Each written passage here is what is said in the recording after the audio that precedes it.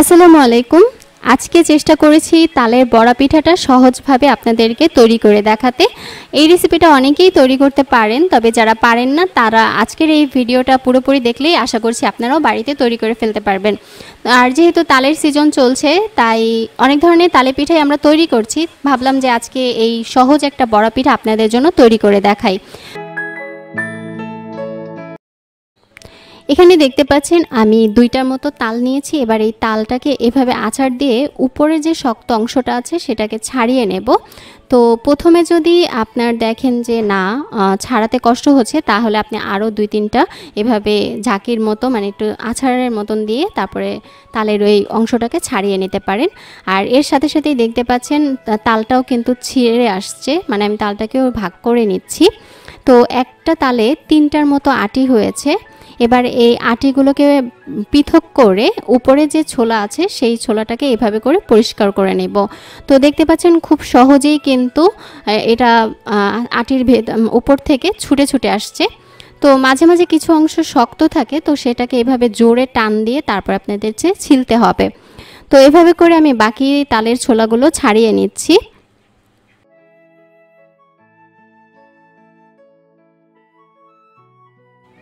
এবার একটা গ্রেটারের সাহায্যে আটিগুলো নিয়ে ঠিক এভাবে ঘষে ঘষে তাল থেকে পালটা আলাদা করতে হবে। এভাবে করে ঘষে সুন্দর মতন দেখতে পাবেন যে নিচে কিন্তু সুন্দর মতো তালের পাল বা কাত যেটাই বলি সেটা কিন্তু জমা হচ্ছে। তো এটা একটা প্রসেসিং। আমি আপনাদেরকে আরও একটা প্রসেসিং দেখিয়ে দিচ্ছি। সামান্য একটু পানি নেবেন যে কোনো একটা পাতিলে, তারপরে তালের এই যে আটিটা এভাবে করে রেখে তারপরে সুন্দর হাত দিয়ে এভাবে করে চটকে চটকে বা কচলে যেটাই বলেন না কেন এভাবে কচলেও নিতে পারেন। তো তাতে করে কিন্তু আপনার আরও কাজটা সহজ হয়। বাজারে এক ধরনের বাঁশের ঝুড়ি পাওয়া যায়, তো তার মধ্যেও কিন্তু আপনারা এইভাবে তালের পাতটা ঘষে নিতে পারেন। তো যেভাবে আপনাদের সুবিধা সেভাবেই করে নিতে পারেন। তো আমি এবার এটা তালের থেকে যে পালটা বা পাতটা ছাড়িয়ে নিলাম, তো সেটা এভাবে হাত দিয়ে একটা ছাঁকনি দিয়ে একটু ছেঁকে নেব, কারণ পাতটা তাল থেকে তালের যে কাত বা পাল বলি সেটা আলাদা করার পরেও কিন্তু একটা আঁশ থেকে যায়। তো পিঠা তৈরির ক্ষেত্রে এই আঁশটা যখন মুখে বাজবে তখন খেতে খুব একটা ভালো লাগবে না, তাই আমি চালনির সাহায্যে ছেঁকে নিচ্ছি আর এভাবে হাত দিয়ে ঘষে ঘষে এটা থেকে আঁশটা আলাদা করে নেব। তো দেখতে পাচ্ছেন এভাবে করে দিচ্ছি আর এই তো আঁশটা কিন্তু বের হয়ে আসছে। তো একই প্রসেসিংয়ে আমি সবগুলো তালের কাত থেকে এই আঁশটা আলাদা করে নেব, এতে করে আমার পিঠা বানাতে সুবিধা হবে। তো এভাবে করেই আমি কিন্তু পুরো তাল থেকে তালের যে আঁশটা সেটা ছেঁকে নিয়েছি। এখন এটা পুরো তালটা কিন্তু একবারে পিওর, কোনো আঁশযুক্ত নেই। এবার এখানে আমি 1 কেজি চাল নিয়েছি। এই চালের সাথে দুইটা তাল যেহেতু আমি নিয়েছি, সেই দুইটা তালের থেকে অর্ধেকের একটু বেশি নেব।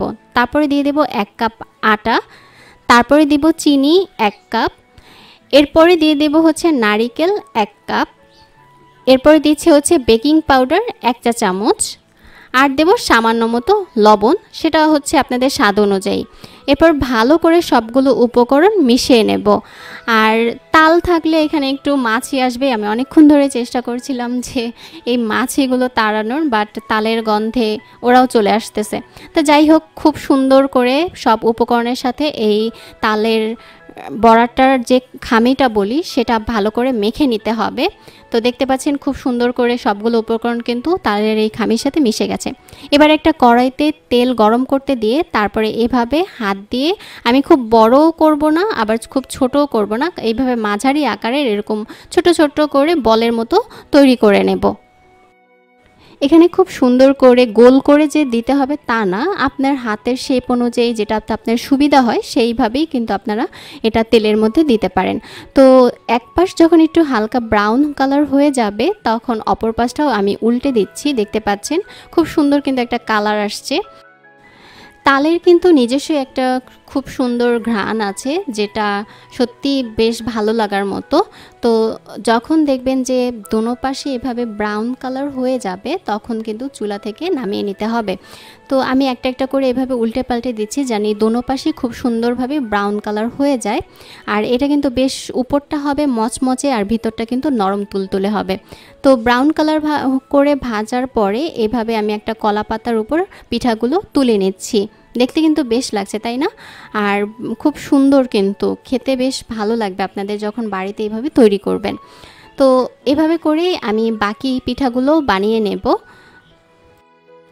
তাল দিয়ে আরও অনেক ধরনের পিঠাই তৈরি করা যায়, তবে আমার কাছে এই বড়া পিঠাটা খেতে বেশ ভালো লাগে আর তৈরি করাও বেশ সহজ।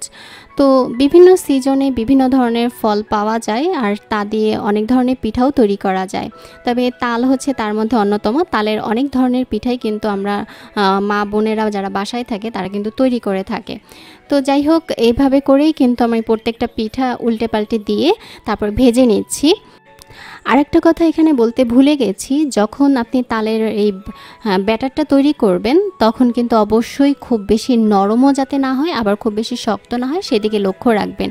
কারণ আপনার এই ব্যাটারটার উপরেই নির্ভর করবে আপনার পারফেক্ট তালবড়াটা। তো এভাবে করেই সবগুলো পিঠা বানিয়ে নেবার পরে দেখতে পাচ্ছেন এটা দেখতেও বেশ ভালো লাগছে। আর বললামই তো, এটার মজা, খেতে যে কী মজা সেটা আপনারা বাড়িতে তৈরি করলে বুঝতে পারবেন। আর যারা খেয়েছেন তারা তো অবশ্যই জানেন। তো অনেকভাবেই তৈরি করা যায়, আমি চেষ্টা করেছি সহজ সাদামাটাভাবেই রেসিপিটা আপনাদের সামনে তুলে ধরতে।